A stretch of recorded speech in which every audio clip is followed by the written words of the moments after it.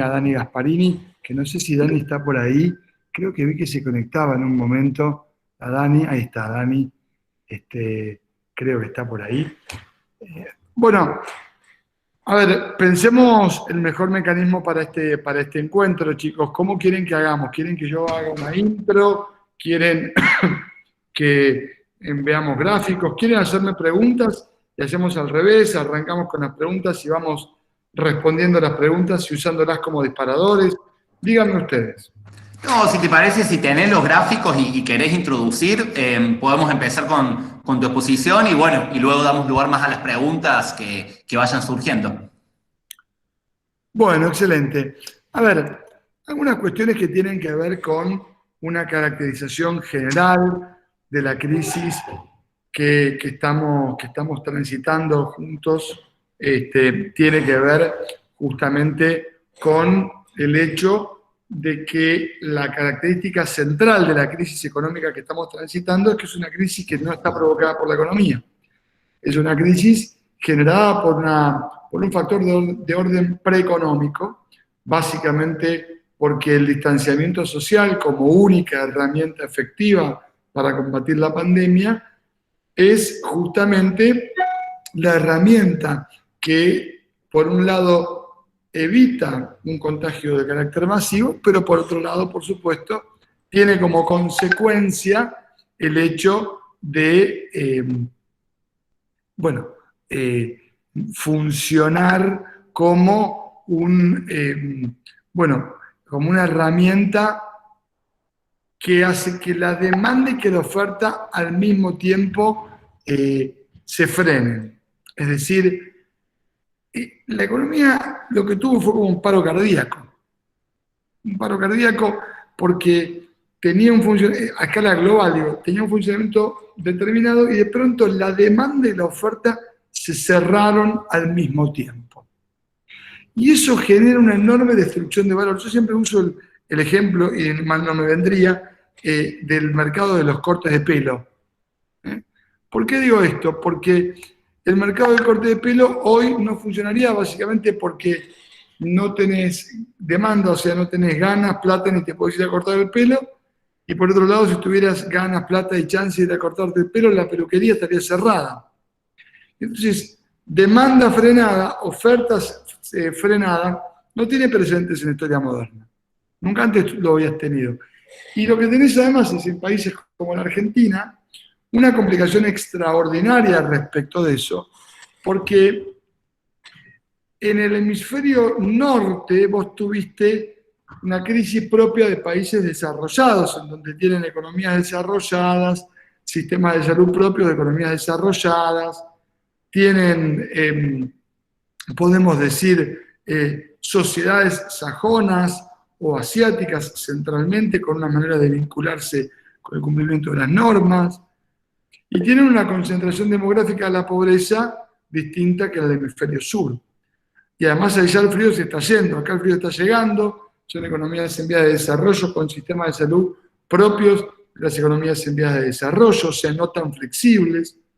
Tenemos, obviamente, un comportamiento, somos latinos, nos gusta estar juntitos. Y además, la pobreza en países como los nuestros está demográficamente muy concentrada. Y eso quiere decir que la prevención que hay que tener es mucho mayor, porque en donde el virus se mete, después frenarlo es muy complicado. Mira Perú, mira Brasil, mira Chile, que habiendo tenido, sobre todo Chile, una política de distanciamiento social, bueno, no como la de la Argentina, pero sí una política importante, tuvieron y tienen hoy una consecuencia muy complicada.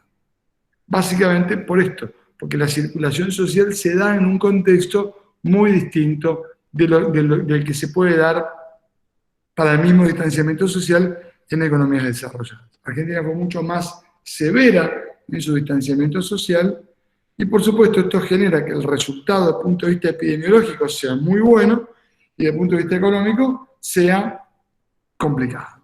Ahora bien, Argentina va a caer, dice el FMI, probablemente más que nuestros vecinos, por La cuarentena, no. Como decía el presidente Fernández hoy, por la pandemia. Pero además, porque Argentina ya venía cayendo. La economía argentina ya estaba en un proceso recesivo, es decir, se había lanzado por el tobogán de la contracción económica que viene desde el año 2018. Vamos a ver un gráfico de recesiones económicas. Entonces, en ese sentido, lo que tenemos que entender es que el resultado económico del distanciamiento social es, en promedio, similar al resto, porque la integración general de las economías hace que lo que está impactando es justamente el resultado de la pandemia a escala global y a escala regional. Pasa lo mismo. Brasil prevén una contracción de 9,1% de su Producto Bruto y Argentina 9,9%. Brasil ya tiene 50.000 muertos, Argentina tiene 1.000.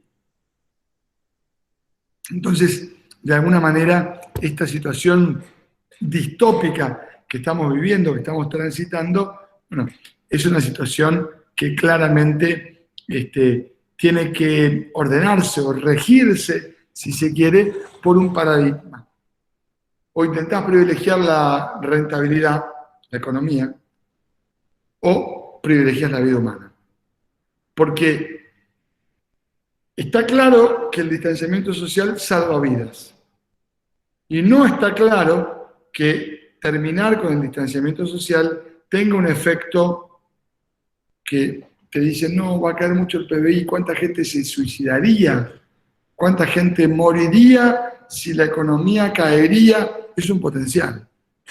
Y cuando vos gobernás, tenés que tomar decisiones con información de lo real.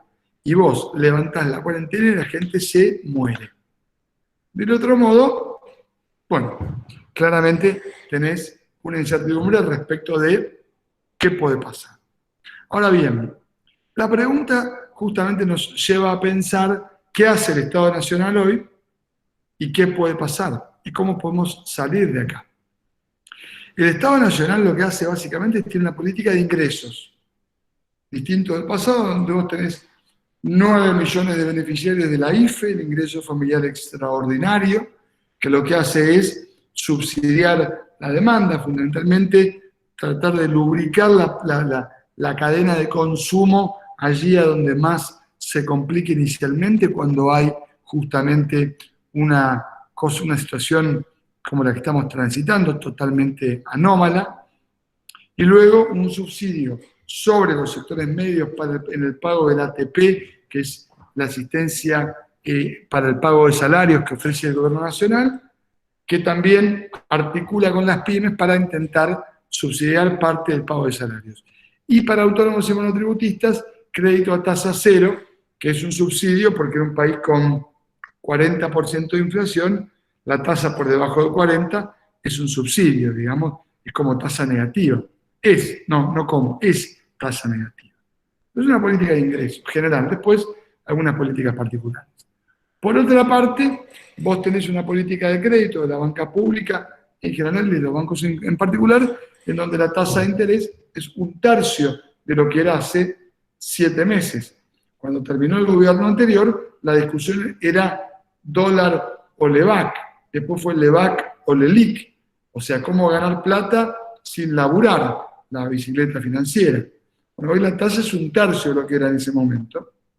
La inflación bajó, seguramente hay un debate respecto de qué va a pasar con las políticas de esterilización monetaria más adelante, pero de alguna manera el foco está puesto en la asistencia con una tasa mucho más compatible con la subsistencia económica.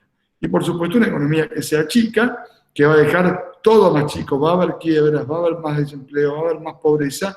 Y la pregunta es, ¿cuál es la agenda que tiene que, digamos, priorizar la Argentina? Para mí, para el gobierno, la agenda del hambre. Porque vos tenés que mirar, por supuesto, la agenda del desarrollo económico, al mismo tiempo que mirar la agenda del hambre. Pero no se puede pensar el desarrollo económico en un país en donde la gente no cumple una cuota de 2.000 calorías diarias. O sea, no se puede pensar en el desarrollo económico cuando no tenés la panza medianamente llena. Y esto forma parte de los debates que hay por delante, que me parece que tenemos que pensar en lo sucesivo y que son parte de lo que ya no es una agenda de recuperación económica. La Argentina no se va a recuperar, la Argentina se tiene que reconstruir. Y la reconstrucción económica es un proceso mucho más complicado, que nos invita y que nos hace pensar cómo todos podemos participar justamente de este proceso de recuperación económica aportando del campo de las ideas. Y la recuperación económica no sucede sobre la base de frases ocurrentes. No pensás la recuperación económica de un país y sus pilares y su modelo de desarrollo en la tele ni con tweets que sean subidos de tono. Gobernar es otra cosa. Gobernar es entender que esta recuperación económica supone establecer prioridades entre un montón de sectores que están mal. Yo lo comparo con un enfermero que llega a una situación en donde explotó una bomba y tiene que elegir qué paciente atiende primero. ¿Qué harían ustedes? ¿Primero atenderían al que tiene fractura de tibia y peroné, que está a los gritos? ¿Al que tiene perforado una arteria que se está desangrando? ¿O al que tiene un tiro, una esquirla en el pecho y está muriendo? En general, depende qué intereses se priorizan, a quién podés atender. Al que está muriendo no lo vas a salvar. Lo tomás de la mano y lo acompañás en sus últimos momentos. Pero magia no podemos hacer, y milagros tampoco. Al que tiene la fractura de tibia y peroné, que es el que más grita y el que más se queja, tenés que, lamentablemente, escuchar los gritos. Pero antes tenés que atender al que tiene perforada la arteria y hacer un torniquete. Ese es el que hoy pasa hambre. Es decir, la empresa que quebró no la podés rescatar. La empresa que le está yendo mal le tenés que decir, espérame, que hago un torniquete en la pierna con la arteria perforada y voy con vos. Escucho tus gritos, sé que estás ahí, pero tengo antes que salvar al que de otro modo se me muere. Pasa hambre. Y después atender a la empresa, que la está pasando mal y que tenemos que ir justamente a asistirla. Ahora, hoy, el Estado tiene políticas de mitigación. En materia económica eso quiere decir tratar de que esto que es como si fuera un meteorito que impacta contra la Tierra y genera un terrible cráter y es más profundo y más profundo, tratar de ver cómo hacemos para mitigar ese impacto. Eso es la política que desarrollábamos recién. Por otra parte, la pregunta es, bueno, ¿cuál es la política posterior? Bueno, la política de desarrollo. Para pensar la política del día después, lo que te hacen falta son herramientas para tener claro por dónde viene.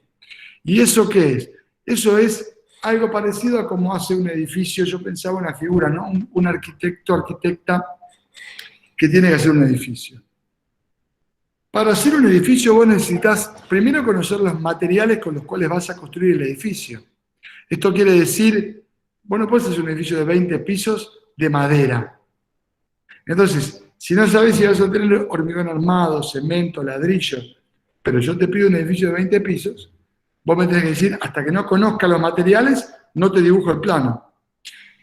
En economía eso es, hasta que Argentina no renegocia la deuda externa, no sabemos la calidad de los materiales. No importa el resultado que tenga, pero tiene que haber un resultado. Dato 1 no está. Dato 2. ¿Cómo puedo hacer yo el plano de un edificio si no conozco la calidad del suelo? Esto es, si yo voy a hacer el edificio en barro, en un suelo de cemento, en arena movediza, hoy el suelo es arena movediza, porque como la economía, como el cráter sigue y está impactando, pero se sigue hundiendo en la tierra, no conozco la profundidad del cráter, no sé la característica del suelo donde voy a hacer el edificio, entonces no conozco esta arena movediza dónde termina, y por lo tanto cómo establezco mis pilares. Y entonces no puedo hacer justamente el plano si no conozco la característica del suelo. No puedo hacer un plan económico si no sé cuándo termina la cuarentena. Y eso es obviamente todavía que está en el campo de la incertidumbre. De nuevo, cuando tengamos todo eso resuelto, lo sepamos, vamos a poder pensar una política de reconstrucción económica. Hoy pensamos de mitigación y son las políticas que yo les mencioné recientemente. Y en ese sentido, en este contexto de mitigación, vos que mencionaste especialmente a la lucha contra el hambre como lo principal, más en concreto con eso, bueno, este año se han visto varios avances y varias por ahí políticas concretas. Por ahí si pudieras como comentarnos un poco, especialmente desde el sector económico, cómo ha sido la transformación y el impacto que están teniendo estas políticas y por ahí una proyección de cómo ves esa cuestión puntual de la lucha contra el hambre. Bueno, a ver, lo primero que hizo el gobierno fue implementar la tarjeta alimentaria, que tiene en cabeza del banco más de 1 millón de plásticos, que es todo un desafío, te diría, desde el punto de vista de la gestión también, ¿verdad? Porque la gestión, hay que entender que entre la decisión y la implementación de la decisión hay una curva de aprendizaje que supone lo que se demora en aprender todos los circuitos que derivan de una decisión de gobierno, que bueno, en este caso, por ejemplo, pensemos justamente en la tarjeta alimentaria, que ese dinero es gastado muchas veces en, bueno, hipermercados que también muchas veces son, te diría, los beneficiarios principales antes que los comercios de proximidad. Y cuando decimos, bueno, trabajemos con el comercio de proximidad, no tiene postnet, y trabajar con el postnet supone todo el despliegue de una red de adquirencia que no es tan sencillo, o sea, establecer contratos con los negocios. Es decir, uno dice tarjeta alimentaria, pero no resolviste, ahí tenés la estrategia. Ahora después, muchos planes muy buenos fracasan en la implementación. Por eso es muy importante escuchar. Quien gobierna tiene que entender que la crítica es un insumo, no una amenaza. Para poder tomar lo que quienes están en el territorio dicen, che, esto se podría hacer distinto y poder articular para que la implementación se parezca bastante a la decisión de política pública.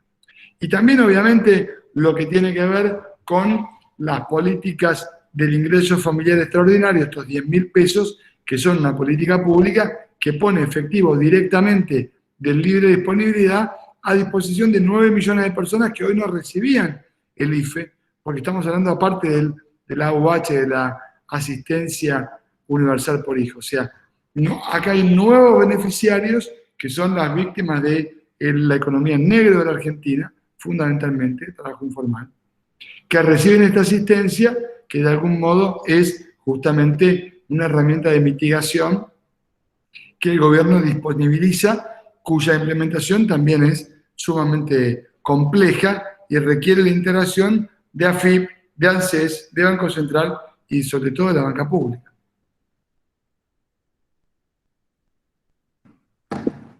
Perfecto. En ese sentido, si quisieras compartirnos por ahí estos gráficos para visualizar más esto gráficamente la situación, sería bueno a modo de introducción y bueno, y luego dar por ahí más lugar a las preguntas sobre estas perspectivas que como bien vos dijiste, es muy difícil pensar en perspectivas de reconstrucción hasta en tanto y en cuanto no sepamos cómo va evolucionando la situación pandémica.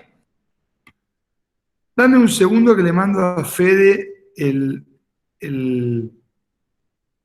PowerPoint. Ahí ya lo tenés, Fede. Y si querés, si hay alguna pregunta de los chicos por ahí, vamos con eso hasta que Fede va abriendo el PowerPoint y podemos compartir alguna data que preparé para que, con lo último que salió del FMI el día de ayer. No sé, Fede, si estás por ahí, o escribime por WhatsApp porque no te estoy leyendo. A ver, espérenme. No sé si Fede me está escuchando.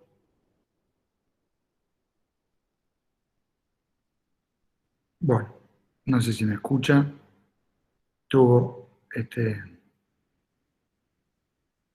descargando el archivo, perfecto. Perfecto. Me respondió. Muy bien. Contame, Fede, cuando ya estés para compartir. No sé si si está habilitado para compartir pantalla, Fede. Sí.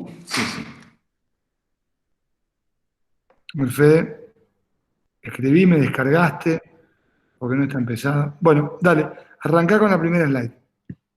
En modo presentación, por favor.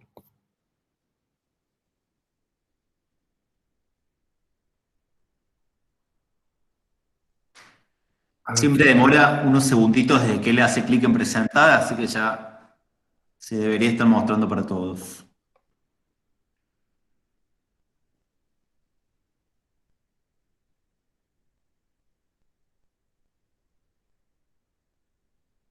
Perfecto, ahora sí se ve. Yo no lo veo. Espera. A ver, ¿cómo hago para ver? Ahí lo tengo, perfecto. Bueno, lo primero que les estoy mostrando acá, básicamente es un gráfico en donde tienen las distintas recesiones y las más importantes de la Argentina. Y acá está el desafío, ¿verdad? Vean ustedes, la de la crisis subprime 2008-2009, lo que muestra esto es índice base 100 cuando empieza la crisis y cuánto tarda abajo en meses en recuperar el nivel de actividad previo justamente al comienzo de la crisis. En turquesa está la crisis subprime, verán ustedes allí una crisis que tardó más o menos 20 meses en recuperarse. Si podés recorrer con el cursor, eso, la turquesa, arranca, perfecto, en base 100, ir en el mes más o menos 20, recupera el nivel de producción, continuamos recorriendo el gráfico con el cursor turquesa hasta hasta arriba de todo. Ahí está. Ahí cuando toca 100 de vuelta, recuperó su nivel de actividad. 20 meses. La crisis del tequila, lo mismo. La performance de la actividad económica se recupera hasta el nivel preexistente a la crisis en 20 meses. Miren la crisis 98-2002, color mostaza o verde. La actividad empieza a contraerse, la recesión arranca en el 98 y uno diría, ¿cuándo termina la recesión? A ver, ¿quién me responde? ¿Quién se anima? ¿En qué mes terminó la recesión? Mirando el gráfico. ¡Tarán! La recesión termina en el mes aproximadamente 50, que es cuando empieza a crecer la economía. Ahora, que termine la recesión no quiere decir que recupere el nivel previo que tenía a cuando empezó. Eso lo hace recién en el mes 82. O sea, 98, 99, 2000, 2001, tarda 40 y pico de meses, 50 meses en volver a crecer y después tarda otros 40 meses en recuperar el nivel de producción que había en el 98. Y después siguió creciendo la economía. Miren la crisis actual. La recesión que estamos transitando no empieza ahora, empieza en el año 2018. Pero claro, en el mes 20, o sea, en marzo de este año, se acelera y miren cómo se desploma. Entonces, no está claro cuándo va a terminar la recesión.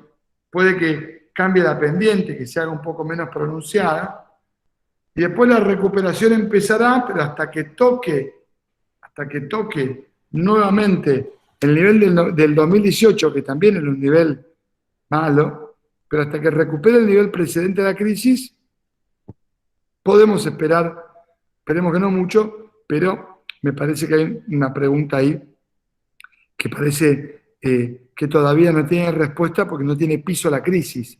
No sé si se entiende este gráfico. Vamos al siguiente gráfico. Esto es lo que muestra la evolución de la tasa de desocupación, un gráfico típico para compartir. en donde vemos que hoy estamos en el nivel de desocupación más alto desde 2016, pero parecido al del primer trimestre del 19, perdón, más bajo que el 19. Esto es todavía hasta marzo. Quiere decir esto que la desocupación se va a disparar, pero que las medidas protectivas del empleo que tiene la Argentina buscan justamente un efecto que permita, digamos, contener la evolución de la tasa de desempleo ascendente en el contexto de una crisis como la actual. Vamos a la siguiente. Este gráfico muestra la característica de la cuarentena en la Argentina, que obviamente tiene un enorme impacto en la actividad económica. Porque la raya roja lo que te muestra es cómo se frena la movilidad en las zonas laborables. Y como la cuarentena en la Argentina es muy dura, lo que vos tenés, miren sobre el eje vertical, una caída que se te da sobre comienzos del mes de abril, vamos hasta el mes de abril, y ven que la caída en la movilidad fue del orden del 50%. ¿Ok? Después la cuarentena se va flexibilizando hasta nuestros días, en donde la caída de la movilidad en zonas laborables a nivel país es del orden del 20%. Seguramente ese gráfico, la raya roja, va a volver a caer ahora, con el anuncio de Alberto de hace unos minutos, nuevamente en zonas laborables va a haber caída de la movilidad. Y eso impacta contra el gráfico que sigue, que es, por un lado, vamos a tener menos actividad económica y eso muestra la evolución del uso de la capacidad eléctrica por sector industrial. Ven que en celeste está alimentos que casi no nota la crisis, se sigue produciendo. Papel parecido. En raya de puntos está químicos parecido, pero claro, cuando mirás, textil se desplomó, automotriz se desplomó, metálico se desplomó, caucho y plástico se desplomó. Son indicadores de la actividad económica no esencial. Los no esenciales tuvieron un fuerte impacto. Y en materia de actividad económica, comparado con los días de cuarentena, miren lo que pasó. Siguiente, Fede. Perdón. Antes, política monetaria. Lo que ustedes ven acá es el promedio de la tasa de inflación media móvil últimos 3 meses, y ven que cómo se desploma la tasa de inflación a comienzos del 2020-2021, a pesar de que hay una emisión monetaria. Vean ustedes que la velocidad de circulación del dinero a comienzo del año, de la crisis que estamos viviendo, bajó a pesar de que aumentó la cantidad de circulantes, básicamente porque cayeron las cantidades operadas. Entonces, como esto es un cociente de P por I sobre cantidad de dinero, bueno, bajó la circulación, la velocidad de circulación centralmente porque se opera menos. Vamos a la siguiente, que es la de la emisión.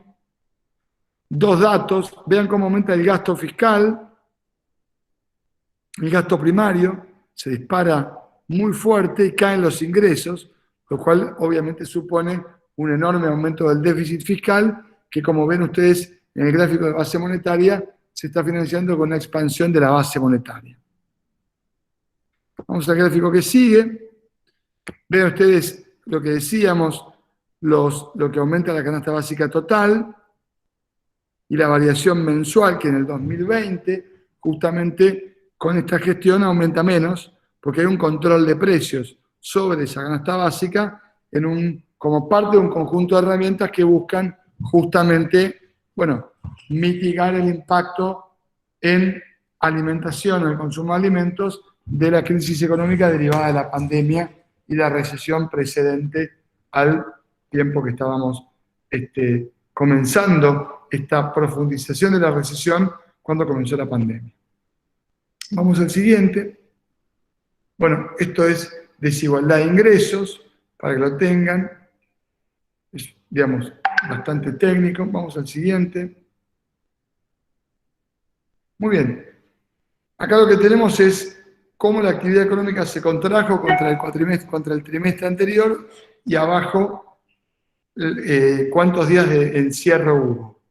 El dato es a marzo, en rojo, la actividad económica se había caído 5% con solamente 11 días de cierre de la economía, del 20 al, perdón, ahí lo ven en el cursor, 11 días de cierre. Miren Francia, por ejemplo, se había caído 5 y pico con más días de cierre. Miren Italia, había caído 5% con más de 20 días de cierre. Esto quiere decir que Argentina cayó muy fuerte porque venía cayendo, no por los días de cierre. Eso es lo que explica justamente la contracción de la economía argentina en el comienzo del año, vinculado a los días de cierre. Vamos al que sigue. Acá lo que vemos es un histograma corregido por los últimos datos de FMI, y vean ustedes cómo en las distintas crisis se distribuyen las contracciones económicas. En verde lo que se ve es el promedio de crecimiento histórico, y lo que se ve es que el 12% de los países crecieron aproximadamente, sobre el eje horizontal va la tasa de crecimiento promedio, crecieron aproximadamente 5% anual. Y después lo que tenemos es en rojo esta crisis actual, y vemos que está del lado negativo, o sea, el 8% de los países va a tener un crecimiento aproximado de menos 6%, solo algunos países van a estar ordenados en el terreno positivo, China probablemente, 1%, y claramente solo algunos países, menos del 2% de los países, va a caer más del 10%. Muy bien, vamos al que sigue. Tasa de desempleo de Estados Unidos y seguro de desempleo, cómo se dispara, lo que da cuenta justamente de la contracción económica de la economía más importante del mundo. Vamos a la que sigue. Y bueno, lo dejamos, volvemos a mi Fede, que es agregado a monetarios y variación de los activos financieros en Estados Unidos, mostrando a dónde va la emisión monetaria en Estados Unidos. Ahí, Matías, relacionado a esto estas últimas placas que estabas mostrando, Agustina pregunta acá en el chat si en relación a esta comparación que estableces entre las distintas economías europeas, ella dice, se comprueba que no es la cuarentena la que genera la crisis económica, sino la situación de la pandemia. Me imagino que la pregunta va relacionada a que, a pesar de las distintas políticas estatales que cada estado fue teniendo en relación al manejo de la pandemia, la crisis económica está repercutiendo, sea cual sea esa economía, de manera más o menos igual, ¿no? Aparentemente los números van mostrando eso. Yo creo que tiene que ver con el nivel de interdependencia económica que hay entre los distintos países.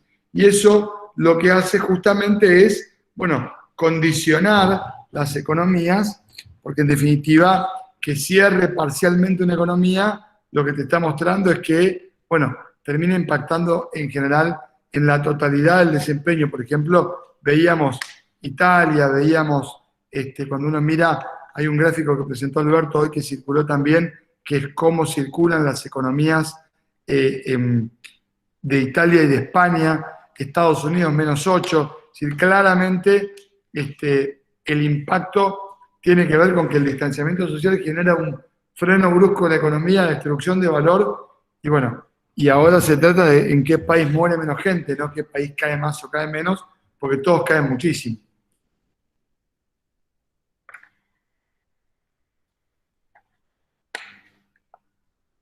Escucho.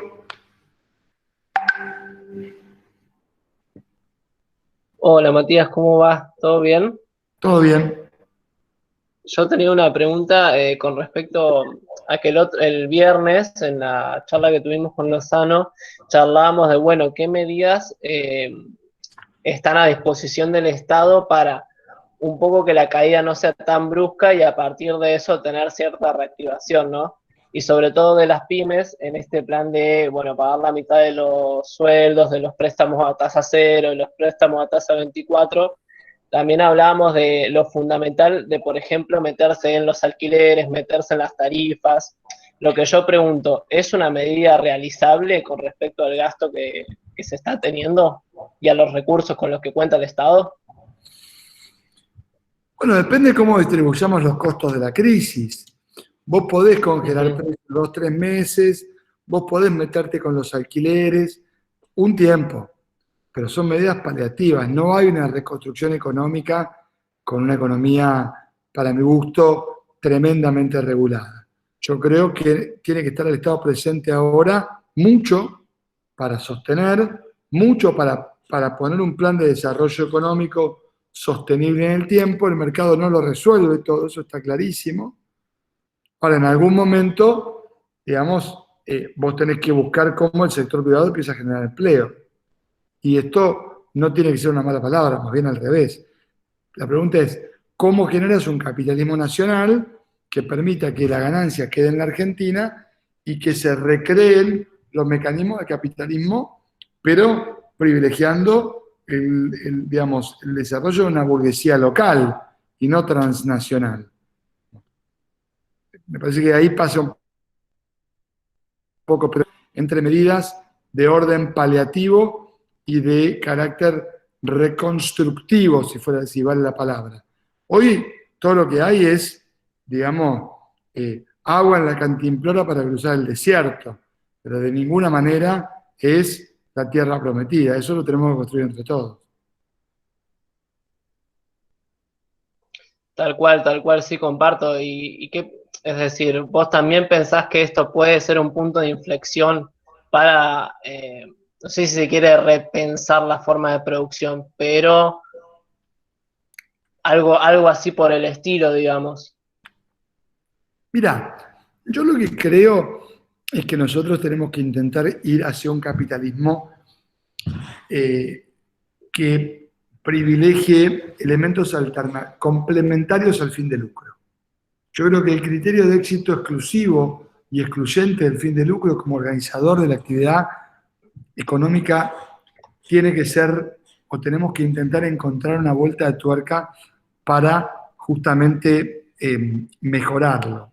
No es que yo creo en el capitalismo, yo en ese sentido creo que ha sido un sistema mejor que los precedentes. Ahora, me parece que en el mundo que viene, en donde tenemos que pensar cómo hacemos con la duración de la jornada laboral y cómo protegemos el empleo, lo que hay que intentar es de encontrar un criterio de éxito, por ejemplo, en la creación de empleo. O sea, que el empresario exitoso, que ¿cuántos millones podés tener? Ya tenés el barco, tenés el avión privado, o sea, en algún momento hay que intentar convencer a los empresarios, pero no con la pistola arriba de la mesa, que un empresario, vas a ser más exitoso si creas más empleo. ¿Cuántos ceros puede tener tu cuenta en el banco? Sentite exitoso porque tenés mucha gente que labura en tu empresa. Que la banca te preste ante dos proyectos de inversión similares, privilegiando el que crea más empleo.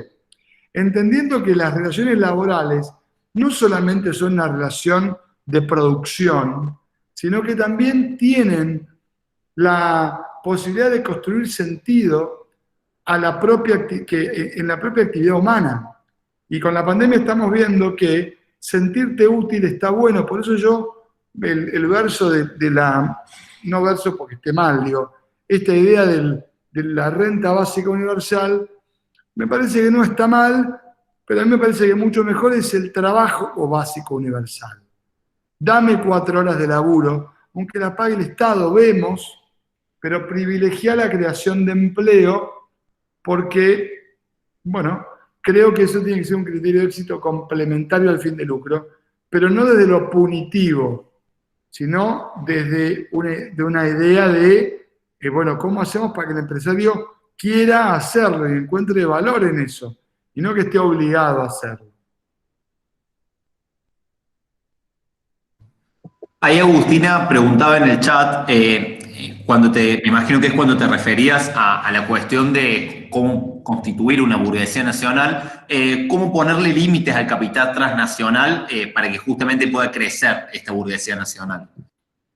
Yo creo que no es una cuestión de límites, yo creo que es una cuestión de reglas de juego. Argentina necesita inversión extranjera porque el ahorro local no alcanza para un modelo de desarrollo sostenible, sobre todo porque es un país que tiene muy poca gente viviendo en el territorio. Entonces, y no estás, como estamos en el culo del mundo, no somos, cuando te comparan Australia con Argentina, lo que se olvidan es que Australia tiene a China de vecino, con lo cual tenés un cliente divino al otro lado de la frontera. Argentina tiene Brasil, tiene Paraguay, tiene Chile, somos un vecindario pobre. Entonces, yo lo que creo que lo que hay que establecer son reglas de juego de parking de capital, o sea, vení, pero quédate en el barrio un rato, quédate 5 años, hundí capital. Si vos lo que tenés es, si vos crees que la inversión es solamente la timba, entonces no. Vení, invertí, crea valor, construí nodos, redes, generá aprendizaje. Traeme Toyota, que tiene una red de pymes que alrededor construyen valor y cadenas productivas. Traeme una inversión que no sea extractiva.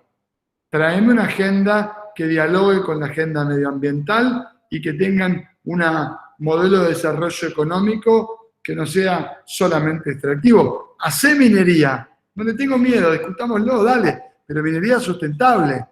Hacé minería, ¿por qué no? Si hay minería en Chile, en Canadá, en Australia, no utilizar ese recurso, pero vinculámelo a lo sustentable. Y si vas a ensuciar la puta que te parió, ok, ensuciar, pero el laburo hacerlo en la Argentina. ¿Querés batería de litio? Fabricar acá, guacho, no en Japón.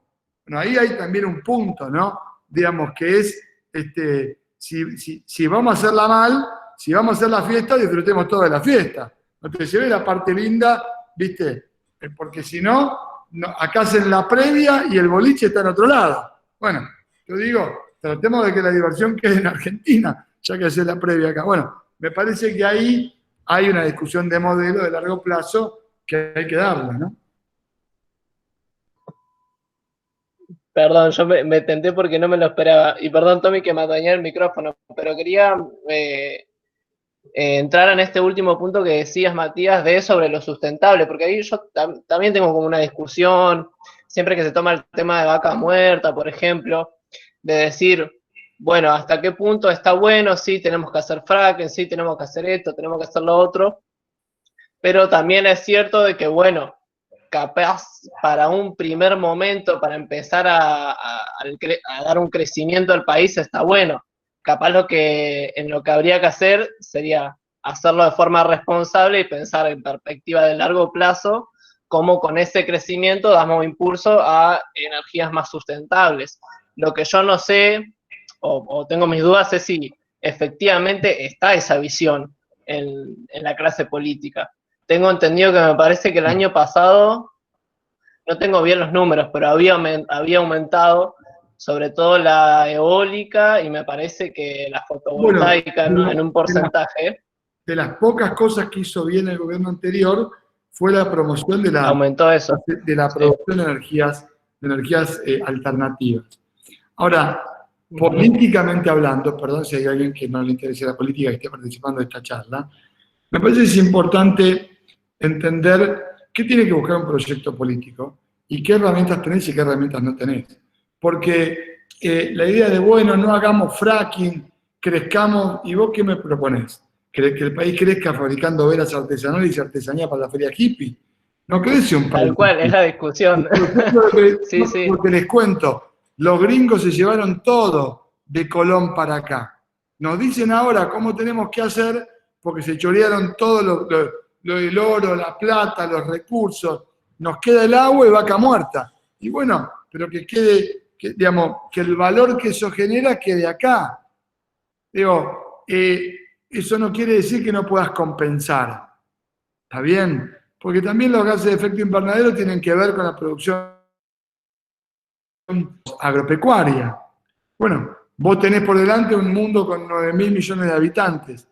Bueno, hasta que inventemos vacas que se tiren pedos de colores que no contaminen el medio ambiente, la pregunta es, ¿qué alternativa me ofreces para tener un modelo de desarrollo sostenible? Porque si no, el biribiri, concreto. Mientras convivís con la propia merda capitalista que tenés, que es vaca muerta, que es gases de efecto invernadero, contame cuál es la diagonal que me trazás para tener una economía sustentable.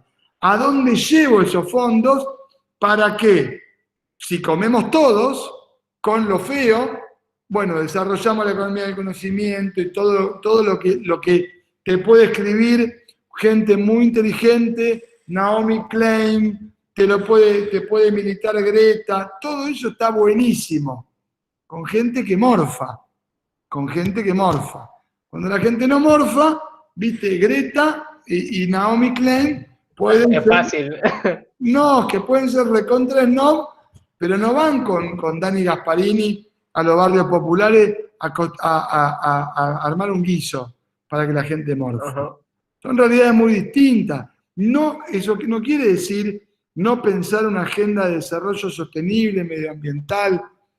Es un sí absoluto. Es trabajar con las generaciones nuevas en educación alimentaria. Es aumentar los impuestos a las azucareras para bajar el consumo de azúcar infantil. Es trabajar en la movilidad sustentable, que nuestros fabricantes de baterías de litio le pongan baterías a las bicis y tengamos bicis eléctricas. Es ofrecer créditos para la producción y para el consumo de ese mercado. Es que vos tengas, si querés, hoy justamente con los chicos de la fundación que tenemos, aparte yo presido un partido y una fundación que se llama Innovación con Inclusión, hablábamos de las huertas domésticas, esas huertas que pueden, pero la verdad que eso está bueno como plan, como estrategia, pero vos no te alimentás de la huerta que haces en un cajón en tu casa. Sacás 3 tomates, pues 3 tomates por mes, no 3 tomates por día. Eso no le quita valor a la iniciativa. Lo que hay que tener es una política pública de sostenimiento, una agenda de desarrollo sostenible. Seguro que sí. Ahora, Argentina no es un país europeo y por lo tanto necesitamos producir energía y alimentos. ¿Cómo uso menos transgénicos, menos glifosato? Ok, pero déjame producir. Yo digo para que la discusión no sea naif, tenemos que convivir con esa discusión y ponerlo en una balanza, sabiendo para dónde queremos ir, pero entendiendo que hay que administrar lo posible, porque la política siempre es una elección entre subóptimos, entre cosas que por ahí no están buenas. Pero gobernar es eso, de algún modo, ¿no? Digamos, ¿cómo me acerco a lo deseable desde lo posible? Totalmente de acuerdo, comparto. Tommy, creo que hicieron un par de preguntas en el chat. Sí, ahora te voy leyendo. Acá Julián pregunta, a nivel internacional, ¿se viene una nueva reestructuración del orden mundial con China a la cabeza? Me gustaría saber tu opinión y agradece. Y también Julián pregunta si podrías explicar cómo afectará a la economía argentina la caída de Brasil, principal socio comercial. Bueno, Brasil es tu principal cliente. Si el Producto Bruto de Brasil se contrae, Argentina tiene menos, el cliente que viene a comprarte Morphy come menos, entonces vendes menos autos, vendes menos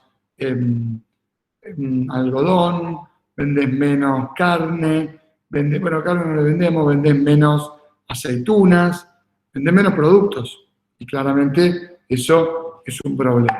O sea que la caída es justamente de Brasil es un enorme problema para la Argentina. Ahora, lo de China, bueno, me parece que China tiene un modelo capitalista. Digamos, en China, yo estuve en China dando conferencias el año pasado, lo bueno es que creen que la palabra mercado la inventaron los chinos. La verdad que entender a China es muy complejo. básicamente porque no tienen una democracia liberal como tenemos nosotros. Y así como uno puede valorar la construcción china y la participación del Estado chino en la economía, hay que entenderlo, digamos, a cualquiera de los que están en esta charla le costaría mucho vivir en China.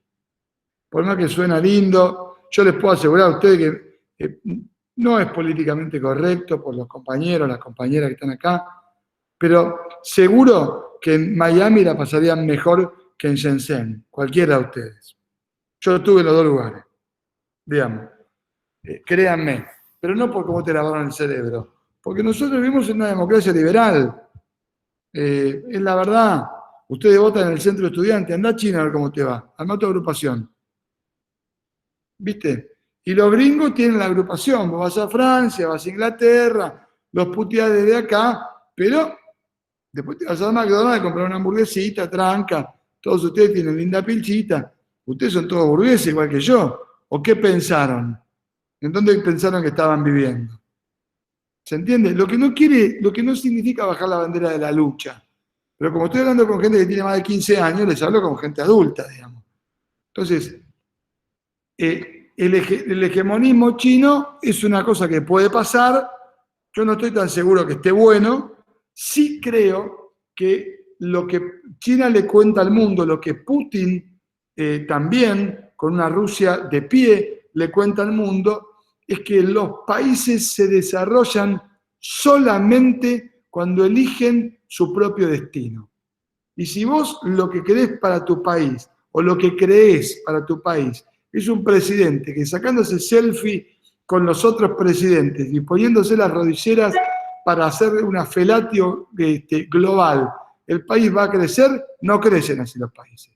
Los países crecen cuando son conducidos por proyectos que creen en la autodeterminación de su propio proyecto político, económico, social y cultural. Entonces, eso es lo que Putin le demostró al mundo. Cuando le quisieron hacer el 1-2 con la OTAN, le dijo, sí, bueno, voy por otro lado. Entonces, China creció desde el 73, cuando cerró con Kissinger, y después empezó con un modelo, pero un modelo chino. No le dicen a los chinos lo que tienen que hacer. Y a los rusos no le dicen lo que tienen que hacer. Y cuando la Argentina tuvo un presidente que se puso los pantalones largos y definió un modelo de desarrollo sostenible, entre el 2003 y el 2007 creció. Y con Perón creció. Porque la dicotomía Bradeno-Perón no es una dicotomía carente de contenido. La dicotomía fundamental tiene que ver con hasta dónde un modelo de desarrollo privilegia soluciones de carácter local. Así de simple. Y por eso a Perón lo tumbaron. Y por eso se cargaron una generación de dirigentes en el proceso militar en la Argentina. Porque como dijo Perón, era unidos o dominados, no se encontró dominados. Final del siglo XX. La lucha ahora tiene que estar en la política por fortalecer todos los espacios que permitan preservar la decisión nacional. Y eso no es patrimonio de la izquierda. La derecha también tiene expresiones democráticas que me parece que es válido que existan. Lo que no se puede pretender es pensar un modelo de desarrollo en donde el que te lo quiere vender cree que la mejor solución es Ezeiza. Yo ahí, Matías, también para ir concluyendo, la verdad que esta última parte de la reconstrucción histórica me parece súper interesante y conceptos muy claros. Para no quitarte más tiempo, que por ahí habíamos...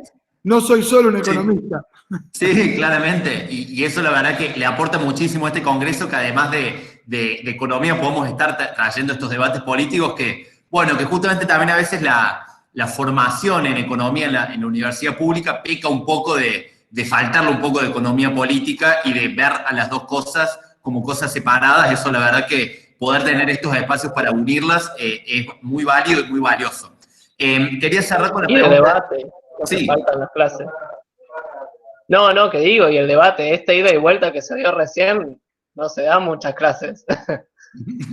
Así que, bueno, quería cerrar un poco con la pregunta de Mauro y ya después dejarte para que hagamos un saludo final. Que Mauro acá pregunta que te gustaría si pudieras desarrollar sobre los créditos para la emergencia que sacó hace poco el Banco Nación y que le gustaría conocer tu perspectiva frente al teletrabajo.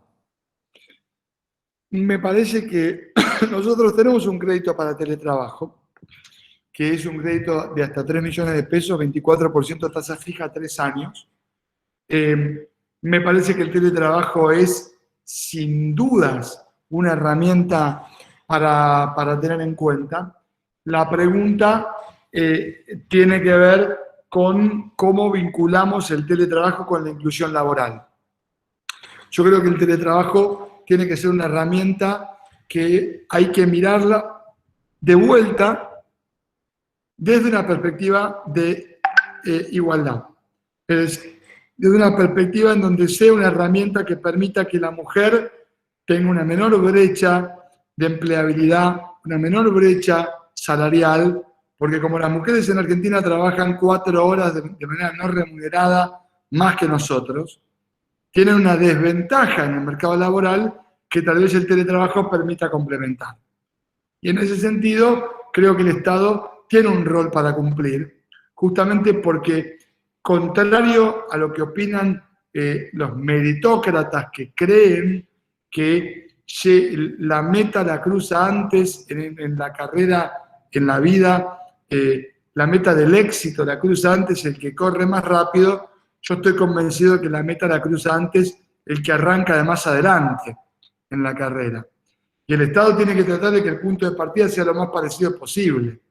Y esta discusión tiene que ver con esa tensión que siempre hay entre la libertad y la igualdad, en donde quienes creemos en la libertad, pero mucho en el valor de la igualdad, entendemos que la libertad existe cuando hay justamente un parámetro para considerarla.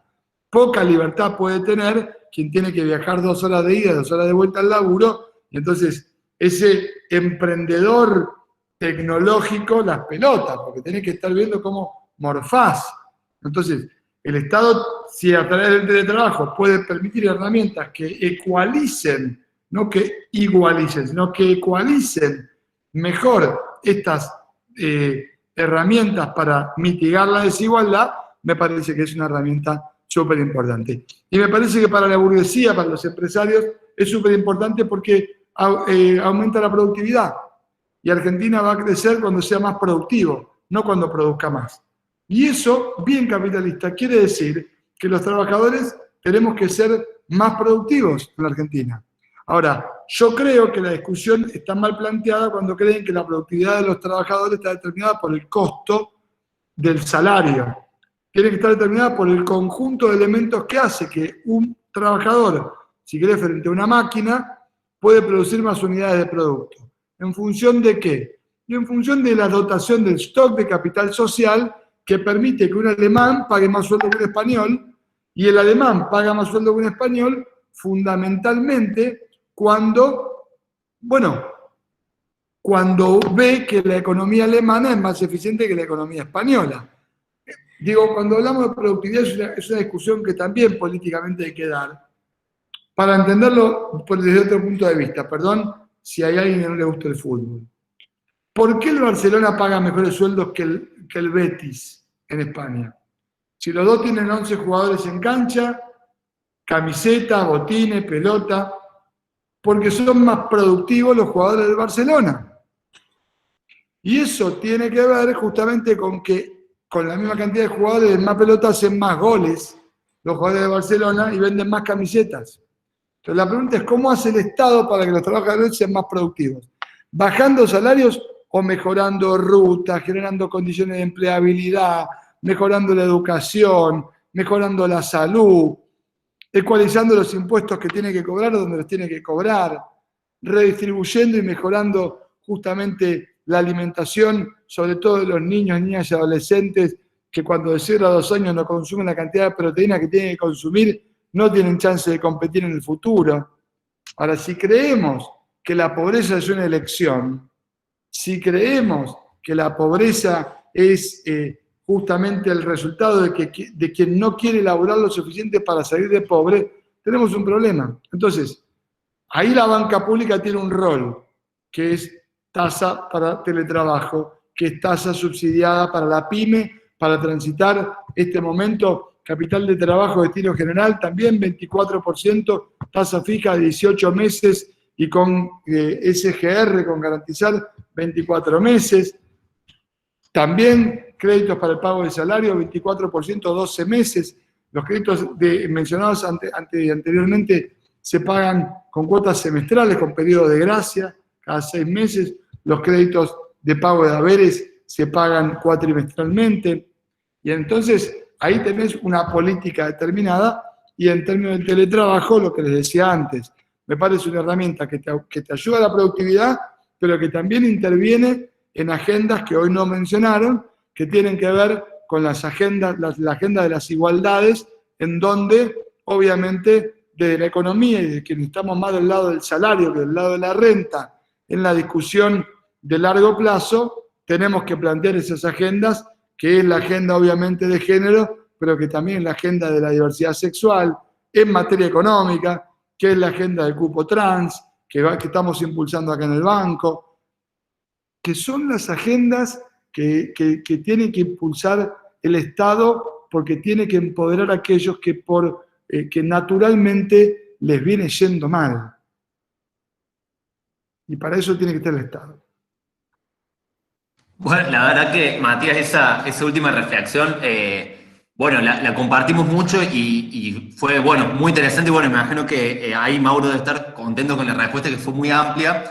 Lamento que por ahí hay algunas preguntas que quedaron sin responder, pero bueno, habíamos pactado que no duren hasta más de las 7:30, que seguramente tendrás otros compromisos. Queríamos, bueno, agradecerte muchísimo por este espacio. Esperamos que el año que viene poder contar con tu presencia ya de manera presencial en la Universidad Nacional de Córdoba. Te esperamos allí. Y bueno, la verdad que ahí Federico estaba enviando información sobre estos créditos que preguntaba Mauro. Y bueno, la verdad que agradecerte por participar de este espacio. Le agradecemos también a la Dani Gasparini por habernos hecho este contacto. Y bueno, pero quiero Córdoba... acá, o si prendió la computadora la guacha y se fue. Si está presente, que se haga ver. Claro, queremos escucharla a Daniela Gasparini. No, se borró, la conozco. Fue mi candidato a vicejefe de gobierno. Así que bueno, eso, agradecerte muchísimo por estos espacios que la verdad que siempre estos espacios para nuestra formación académica sirven mucho, pero hoy más que nada me parece que estuvo muy bueno para también poder dar debate sobre la actualidad del país y especialmente esto, desde la economía política, que es algo que es súper necesario poder vincularlas y poder estar hablando con vos en estos términos de tanta confianza. Nos parece que es algo que realmente como estudiantes de la universidad pública es algo que nos fortalece muchísimo. Ahí Lucía dice, excelente la charla, muchas gracias, muy interesante el debate. Bueno, muchos saludos y bueno, muchos cariños de nuestra parte. Síganme en Instagram si quieren, síganme en LinkedIn también, en Facebook no deben tener, y en Twitter. Y te dejo, Tommy, si querés, podemos armar en 15 días una charla completamente distinta, que es para el estudiante de Ciencias Económicas. ¿Cómo busco laburo? ¿Cómo armo mi perfil en LinkedIn? ¿Qué miramos los empleadores cuando miramos un perfil integral? ¿Cómo me pienso como consultor, como contadora, como contador, como economista? 3 o 4 tips. Yo si puedo me traigo a alguno de los compañeros de mi partido que me dé una mano, y armamos una cosita como, terminamos con teletrabajo, bueno, independientemente de los sueños del país que nos gustaría tener, buscar laburo es algo de todos los días. Bueno, ¿cómo pensamos justamente herramientas de búsqueda? Yo puedo participar ahí un poquito dando una mano sobre qué se mira en un perfil. Muchos jóvenes profesionales me preguntan y yo les digo siempre, cuando por ahí me escriben por el WhatsApp, les digo, escúchame, una foto en cuero no sirve para buscar laburo, hermano, en el perfil. Sí. Es feo, ya sé, no, me iba a está perfecto, pero ponete una remerita, si vos estás de reviente, si vos comunicás reviente, el que te va a tomar dice, no quiero reviente, o sea, ¿entiendes? Me encantó, Matías, justamente hace poco hicimos una charla con una administradora sobre experiencias de trabajo virtuales, que es algo que está pasando, que es algo muy nuevo, y estuvimos ya empezando con eso. Sería, bueno, para nosotros contar con esa charla, ya ahora mismo ya nos ponemos a coordinarla y sería muy rico para todos los estudiantes, no solo de ciencias económicas, sino en general para las juventudes, que es algo cómo afrontar esta nueva etapa servirían muchísimo esas herramientas.